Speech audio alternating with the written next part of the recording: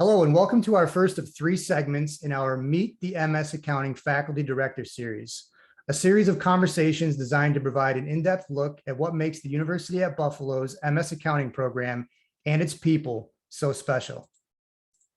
My name is Aaron Shaw. I'm the Assistant Director of Recruitment for our full-time MBA and MS programs. And the QR code that you see on your screen is a little teaser, and I'll talk more about that at the very end of today's discussion. But today I'm joined by one of those very special people, the MS Accounting Program Faculty Director, Professor Rose Hu. Rose, welcome and thank you for joining me.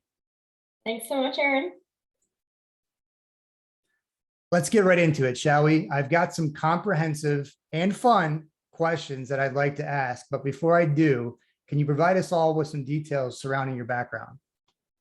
Absolutely. Thanks, Aaron, again, and happy to introduce myself.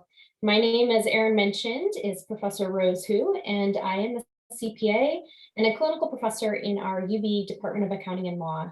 I spent many years practicing in public accounting. You can see a little bit of my background on the screen here, and left my role as an audit senior manager at a Big Four firm to join faculty a few years ago.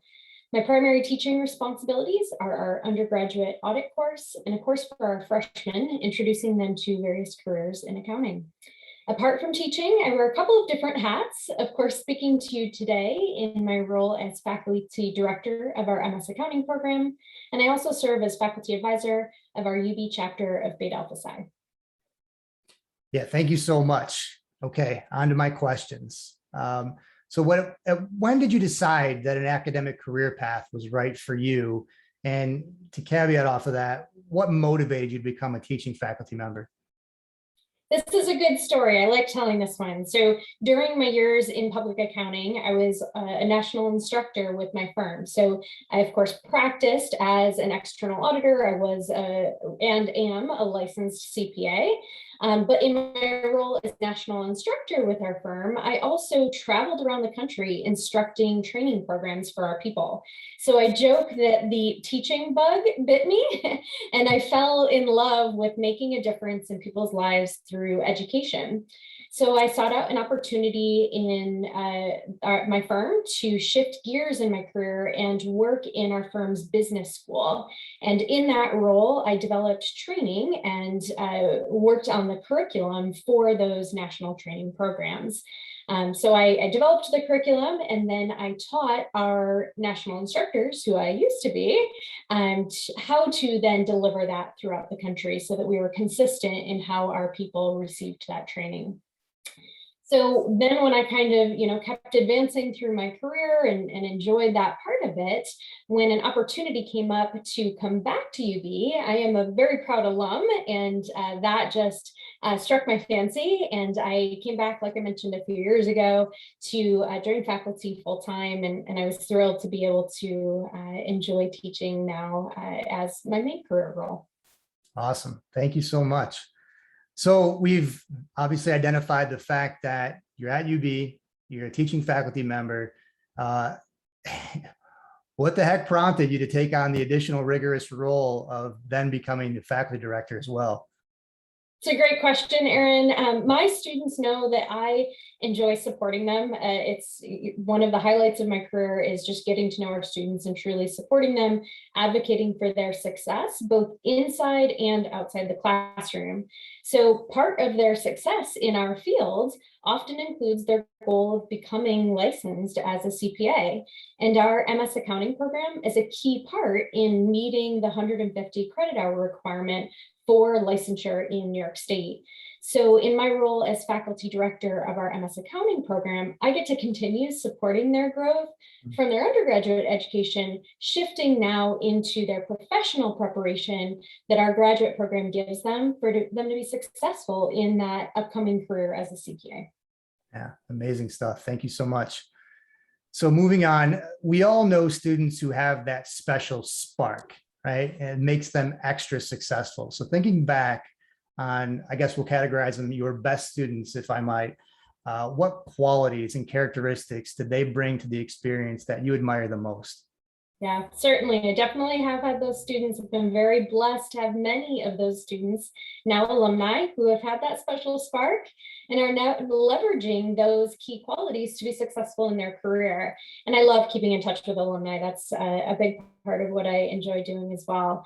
So those special qualities, they're not unique to what I've seen in the classroom, though. They're a special, spark that I've seen set professionals apart in their career as well as in my time in public accounting. So where have I seen that through my time in public and here as faculty at UB? I'll highlight a couple.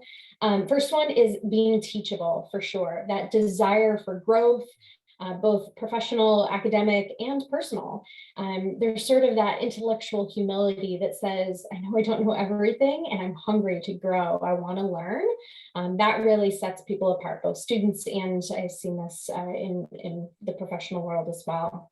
And also, and maybe we don't talk about this one as much in the academic sphere, but kindness, concern for others, that really sets people apart.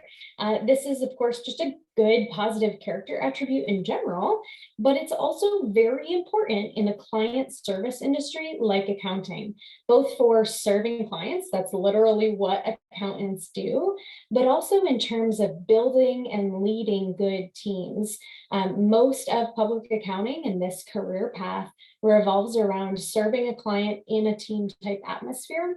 And so those sorts of qualities of like, I'm always going to be hungry to grow and learn and excel in my craft, but also do so with respect, kindness, caring about my people and the people I serve. Those are two really important pillars that I've seen. Yeah, that's incredible. Thank you very much. So I think it's rather obvious at this point that you're passionate about being an educator and you're passionate about your students. I'm sure that extends throughout the entire department.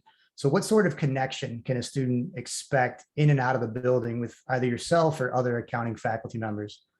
I love how you word this question, Erin, because it is that they can expect that. And specifically my students, both in my years in public as I was training folks and here at UB, can attest that just me as a person and my role as faculty is that I have a very open door policy. I work very hard to support each student's learning and growth. And that's different for each student, right? So I take the time to get to know you. One thing that I'll emphasize, though, is that it is your learning and growth. So I do really encourage students to make sure that they take ownership of that. But I and other accounting and law faculty truly do want to support you, and we invest in putting forth that effort to make sure you're set up for success in our program. It definitely pays off, and I've enjoyed, like I mentioned before, staying in touch with alumni as they go on to begin their careers, and the once a UB Bowl, always a UB Bowl. Yeah, absolutely. Okay, so my final question for this particular portion of our discussion, I'll start out by saying I think it's within every human being to strive for some sort of recognition in some capacity when you pour your heart and soul into whatever it is that you do. So with that in mind, what is the legacy that you hope to leave behind as a program faculty director?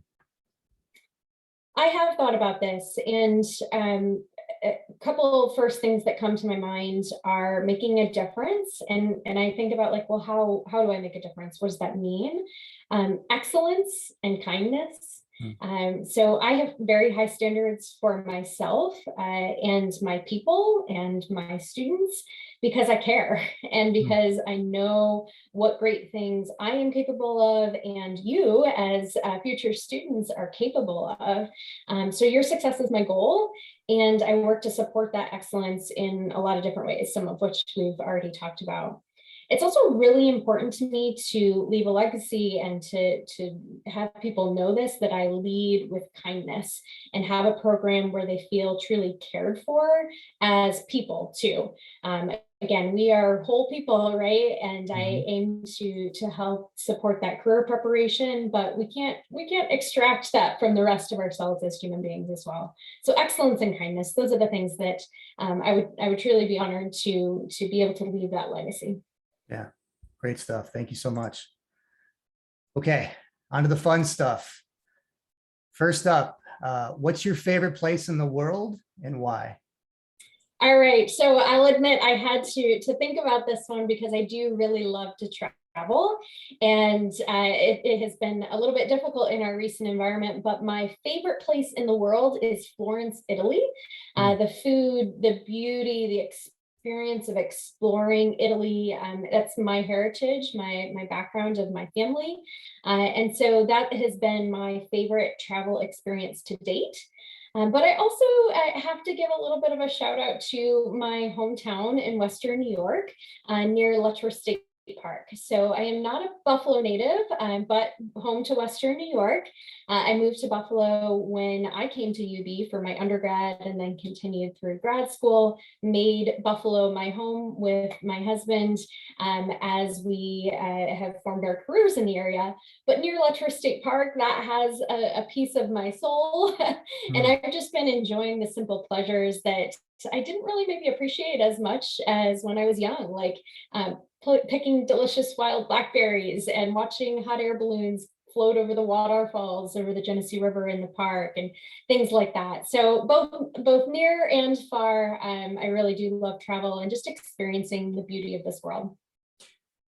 Great stuff. Thank you again. And for those that are watching that aren't from the Western New York or the Buffalo area, beware that Buffalo has the ability to keep you here once you are in fact either enrolled or move here for whatever reason. So you've been warned. Indeed, but it's not a bad thing. Okay, next up, what is it in life that matters most to you and why? People, pretty simply people. There's no greater calling than to show love, compassion for our fellow humans. And sometimes that love is tough love. Sometimes students need that too, that have that push, right? Just as we all learn and grow as humans. But sometimes that tough love is helping you be your best. So that's part of it. Sometimes it's encouragement. Sometimes it's being an ally, advocating for others. But in general, bottom line is I care about people. Yeah. And I think we can all tell that at this point. Thank you again for sharing. I'm so glad. I'm humbled. Yeah, thank you. absolutely. Okay, so next up, being a faculty member for a graduate program, I'm sure already fills your schedule, as we've kind of alluded to earlier. Being the program faculty director will certainly stretch your bandwidth that much further. So what do you do when you find the off chance to do so to relax and recharge? So I have always loved reading and learning, and I know that's probably like an unsurprising answer for a professor, but now as a professor, what I read has shifted a little. I always seem to gravitate toward learning new things, growing personally and professionally, so I can be the best leader and teacher that I can be for my students and my colleagues. And so this will sort of lead into a next question that I know is coming up, Aaron, but I also have shifted more toward podcasts these days in a bit of an effort to kind of rest my eyes a little, but still allow myself to kind of enjoy learning new things and whatnot. So you can often find me with like an AirPod in one ear, walking around the house, doing whatever I need to do, but still enjoying that, like, those are interesting new things to learn. Yeah, not a negative mark in my book by any means. Whether it be audiobooks or podcasting, I think the vast majority of the world is on board with that at this point. So that's awesome. But yes, leaking into kind of a 3A, if you will, is there a book that you're reading right now or a podcast that you'd recommend to our audience? Yeah, so two of the podcasts that I can't get enough of right now are Stuff You Missed in History Class and Stuff You Should Know. So again, both learning type things that there's always really interesting tidbits of knowledge that maybe are generally unexplored or unknown in current society. So those are two that I haven't been able to put down, if you will. But feel free to come chat with me for other recommendations you might like also. I don't know if this is embarrassing to admit, or maybe Aaron, just based on your last comment, you'd be on board, but I have like 20 podcasts. I literally counted them in preparation for this chat that I currently subscribe to. So anything from a podcast about the variety of career paths for accountants, to where you can find hope in hard times, to mystery. Everybody loves a good mystery, crime solving. I have very eclectic interests. Sure. And no, not embarrassing at all. I think it's important to diversify your whatever portfolio that you're exploring and have a wide range of interests and tastes. So if you look at my library, it's very similar. So no Love big it. deal. All right. Next up, something unique, a unique fact about you. All right. So this is a classic question in public accounting type trainings and meetings. I feel like maybe it's a testament to like not wanting to be too creative or out there. It's like the question that's always asked. So I'm ready for this one. It's a great way to get to know people. Even though I've answered this many times, I do kind of go, like, what would a fun fact for this audience be interesting to share? But I'll just go with one about my childhood. This is for you to get to know me. Fun fact, my parents met in the US Air Force when they were both in medical roles at an Air Force base on the West Coast. So I was born in an Air Force hospital in Washington State. I moved to the East Coast when my family made our home in Western New York, as I mentioned earlier. And at the time, my father transitioned to a role at the Niagara Falls Air Force Base. So I was young, and I really do consider myself a Western New Yorker through and through, but it's still kind of a unique fun fact. And I think played a part in my perspective, my love for a diverse world, my love of travel that I mentioned earlier as well. Yeah, very good. Thank you so much. Okay. And so my last question for this particular segment, what is the best advice that you've ever received? I've received a lot of good advice over the years, and this one I did have to think about a little bit. And I think, some of my earlier answers alluded to this a little bit, but the best advice I've ever received is be humble and hungry. We all need humility. No one knows everything, including me, but being hungry to learn and grow and motivate me personally to invest in my own success. And I'd share that advice with others. Use it to motivate you to invest in your own success. Sometimes that will mean being comfortable with the uncomfortable, but often it is the uncomfortable that will grow you since you're being stretched outside of your comfort zone. I also recently read a quote that is really good advice and really resonated with me. I'm paraphrasing from a gentleman, Emmanuel Acho. Don't give up what you want most for what you want now. Don't give up what you want most for what you want now.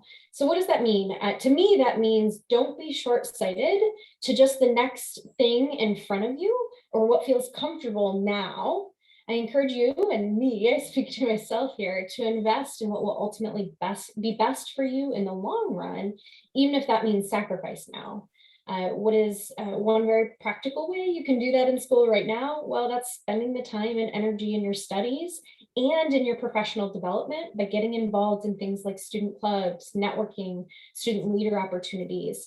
Being that well-rounded student, not just maybe the straight A student, is so important to recruiters, of which I used to be one in the public accounting world. So that well-rounded preparation will help you be the professional you want to be once you're done with school. Incredible advice. Thank you so much for sharing.